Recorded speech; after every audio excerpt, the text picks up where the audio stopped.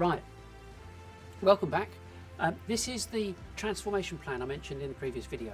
Now, before I begin, if you haven't seen part one, you need to take a look at that one first, as this won't make much sense otherwise. So, if you've just watched it and you've got your coffee, well, let's get into it. Now we're taking care of marketing, we need to re-engineer the organisational structure. Now, typically, businesses have got three departments that we're going to be talking about, and that's IT, sales and marketing. Over the decades, the technology systems we've used have changed. And the approach to generating new business has changed too, especially with software and working practices. I mean, not to mention that coming to terms with the worldwide lockdowns and the various knock-on effects of COVID. If we go back to the 1950s, businesses had sales teams who went door to door and found new business. And marketing was more like an advertising function, pretty much like the TV show Mad Men. So over the following decades, financiers and bankers, investors and accountants and so on, expected businesses to have the rows in their accounts called sales and marketing. And naturally, businesses complied because it made sense. However, I suppose let's be sensitive about this. The operability of, or rather the operability between sales and marketing became more and more disjointed, to the point where it's commonly accepted that there's enmity or friction between these departments. I mean, sales teams say that leads are no good, and in response, marketing says sales can't sell. If a business expects to generate more inquiries at a higher rate than before, then it stands to reason that the workforce and business processes need to be adjusted too. So to accommodate this change, I renamed the three departments, currently called IT, sales and marketing, to technology, revenue and content. And what I've got here is a screenshot from an Excel spreadsheet I prepared to show who works for whom and their respective job titles. So I put a link in the description so you can download that, and I'll mention it again at the end of the video. But the important point about the new structure is you're able to quickly see how it dovetails with the new approach to marketing. So starting with technology, obviously this was IT. They're already taking care of your hardware and software, but now it's time to move the marketing related platforms there as well. And I've done this because A, there's less churn in IT than there is in marketing, and B, people who have an affinity working with software can pick up and learn other packages if they have access to it, or are aware of how processes naturally follow each other. Now, the business objective is to generate profitable income, but when key personnel are interrupted or are forced to take their eye off the ball and focus on technology and not income, it creates a significant problem for that. And the problems are performance related and financially related, and potentially can create or cause ultimate failure. So it's good business sense to get people who are good at something like software and technology to nurture them in those roles. So let technology work with technology and marketing or content work with content.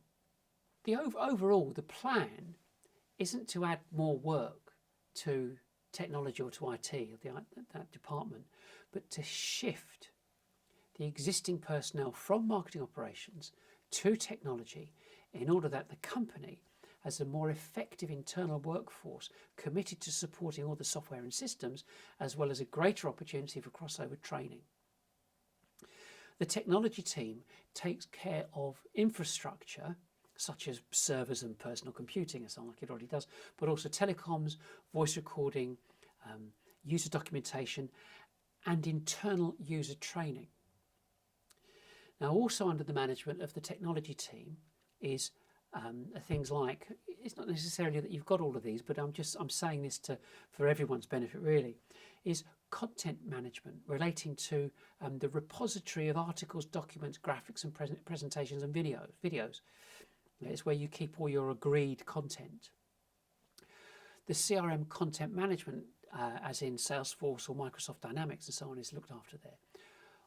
Marketing automation platform with all its integration with CRM, the website and all email related activities, the e-commerce platform if you have one, and finally the website or CMS, content management systems, and all those integrations. So technology also takes on the responsibility for internal user training and user experience. So if it's looking after internal user experience and customer experience, it's the reason being is because the technology teams have got access to all of the necessary technical elements within the business. But I also see staff as being customers, not just the paying ones. So this means that the attitude towards internal training should reflect that of helping a customer, no matter who they are.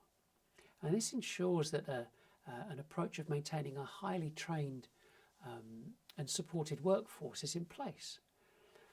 A few years ago, I published it's a bit like a dummies type book called the Business Technology and Marketing Handbook. So I've got a copy here. It was to ensure that your business can exploit the technology you've already got, and it offers a workable structure for your staff to use when it comes to being trained or when you have to buy new systems. So the plan is to make sure you achieve a return on investment from new purchases, and it centres around your staff putting the supplying company through its paces and making sure the supplier has an accurate and pre-planned training program that matches why you bought the kit in the first place. So your staff end up being trained properly and you don't end up wasting time and money because of the inability or creativeness of the supplier. Next up is content, obviously formerly marketing. The head of content is now called the editor-in-chief because they're running a publishing and production operation. So I'll run through who the teams are and how it all fits together. You have a content and schedule manager. They know what needs to be produced and where it's going to be placed. Copywriters, videographers, podcast and audio people, photographers, reporters, presenters, graphic designers, researchers, e-commerce and advertising people, like a content placement manager, and any other creative type you can think of to help communicate the expertise and personality of your business. The objective of the content team is to create an interconnected framework of information and blogs and guides and supporting content in the form of written, audible and visual content that accurately positions you and your business as experts, and the content appears where your prospects are actually looking, marrying up with their search intent. So the content team helps present your business as an authority in your space by creating this detailed and explanatory content to help people understand your products and how to use them. And at the end of the day, I mean, it's done well and best done with insights from creative people working with salespeople. So the content people are those who seek and find new business opportunities. They create the content that communicates to your desired vertical markets and personas and the people within it. They create a process that elevates the company, makes it visible in its desired geographic area, and draws in new business with the combined supporting information from the field's insight team who operate under the umbrella of the revenue team. Speaking of the revenue team, it won't come as a surprise that I believe the Chief Revenue Officer needs to be in charge of the new revenue team and in charge of all the income related activities in the business. This includes the sale of products and services and training, maintenance, subscription, support, basically any activity that relates to money changing hands, the Chief Revenue Officer is responsible for. The team or department descriptions are as follows. I'll put a list up here, but they're also in the spreadsheet I mentioned earlier. So you've got field insights and product development, which covers exhibitions and partnerships, webinars, seminars, and you've also got product evangelists in there. The new revenue team, or the new revenue channel, includes contact solution reps, BDRs, yeah, solution consultants, revenue directors, and customer success directors. New product insights includes customer analysts, product design, and product launch specialists. And finally, there are the teams for installation and training and service and support. Now, the new revenue team connects with new business and closes deals, but only when they're needed. The main process is digital selling. However, if this doesn't happen exactly how you've planned, then a typical and kind of recognised sales process would prevail. But nevertheless, the adoption of the revenue team structure means sales could either be scaled up or scaled down. Personnel could be potentially redeployed to help the content team. When you look at the spreadsheets, you can make a decision to either employ all the necessary personnel or contract them in, depending on the size of your business and the amount of work needed to implement this structure. I mean, it's all about scaling up and increasing turnover and profitability. So I know you'll do whatever makes the most sense. Now, you may already be thinking you could issue new contracts of employment because bonuses and commissions would be recalculated. And I believe transition would be very straightforward. However, if you have any resistance, I suggest you rename the existing sales team the A team and create another team called the new team. The A team continue to find business as they did before and do all the necessary work to close sales and be paid as they were before. Because then at the end of the day, they're not going to be a drain on the new mechanism as long as they keep achieving their targets that you set them in the first place. The new team, on the other hand, who now have new contracts of employment, work in conjunction with the content team and are available on hand when inquiries come in and need to be closed. So the new team's salaries and bonuses are calculated on a group scheme where everyone benefits because they're all responsible for the success of the business and not just a fortuitous salesman who's in the right place at the right time. I know that because I've been there myself. In terms of the different groups involved in the revenue team, first port of call is the field insights and product development team who help drive new inquiries to the contact centre reps or BDRs.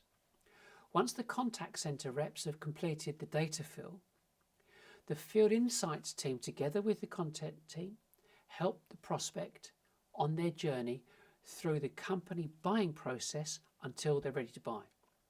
When they are, the new revenue team, or should I say a solutions consultant or a revenue director, arranges all the necessary demonstrations, proposals, analyst and data fill, and ultimately asks for the order. Once the paperwork is signed, the sale is handed over and managed by the installation and training team, or whatever implementation process you have, and in turn, when the installation is complete, the customer is handed over to a customer success director and the service and support team. Overall, the new structure provides more flexibility, defining headcount, bonuses and commissions because the emphasis is on customer experience and self-service throughout the whole buying journey. And finally, the individual who would oversee all three of these departments, that's technology, content and revenue, is a Chief Growth Officer. He or she is responsible to ensure that the three new business teams play nicely and work together as a well-oiled and well-orchestrated machine that churns out happy customers and happy staff. So now you can truly sell 24/7 whether you have a complex product or not. The marketing function becomes proactive and sales becomes reactive without any expectation for them to find new business. And it's a genuine collaboration operation, and it will change your P&L and your forecasts. And if you're looking to raise investment, it will change your business plan narrative and projections. So you're probably thinking, okay, how long will this take and how much is it going to cost? Could only take a few months. Depends on what you've got and what can be adapted. But at the end of the day, I mean, we can have a chat about that on a phone call or a Zoom call. I mean, in terms of headcount, it'll depend. You know, if you, it will depend if you want to employ them full time, or if you want to get people in and contract them in. But just a reminder, just going back to the content plan and Social 444, and the whole thing about automatically posting the adverts, they only need to be updated by every 12 to 18 months or so. So depending on the size of your business and the number of products and services that you offer, perhaps this will determine if you employ people or you contract them in. Unlike the popular digital transformation strategies, this approach is not about jobs for the boys.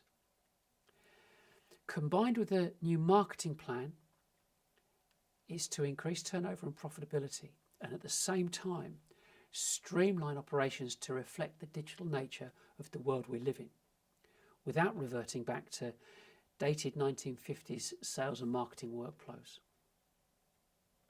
So adapting IT sales and marketing to technology, content and revenue provides some exceptional alternative strategies to drive a business forward.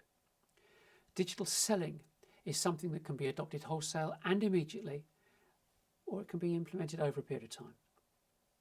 But I hope whatever you decide to do, you can now be confident that you now have a choice.